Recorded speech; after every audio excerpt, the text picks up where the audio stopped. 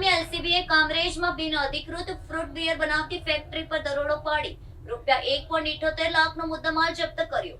ગેરકાયદેસર નેટવર્ક ઝડપાતા બુટલેગરોમાં ફફડાટ.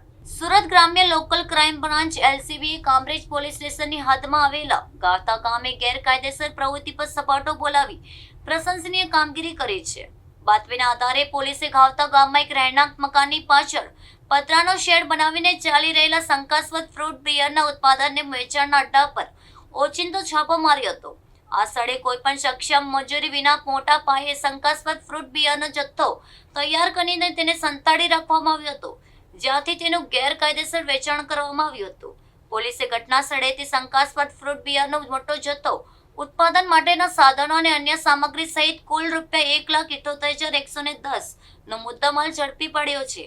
આ બિનઅધિકૃત નેટવર્ક ચલાવતા મુખ્ય ઇસમની અટકાયત કરીને પોલીસે કાયદેસરની કાર્યવાહી હાથ ધરી છે. પ્રાથમિક તપાસમાં શંકાસ્પદ પીણું લોકોના સ્વાસ્થ્ય સાથે ચેડા કરતું હોવાની આશંકા સેવાઈ રહી છે, જેના નમૂના પણ લેબોરેટરી પરીક્ષણ માટે મોકલવામાં આવ્યા છે. સુરત ગ્રામ્ય એલસીબીની આ ત્વરિત અને કડક કાર્યવાહીને પગલે પંથકના બુટલેગરો અને અસામાજિક તત્વોમાં ભારે ફફડાટ વ્યાપી ગયો છે.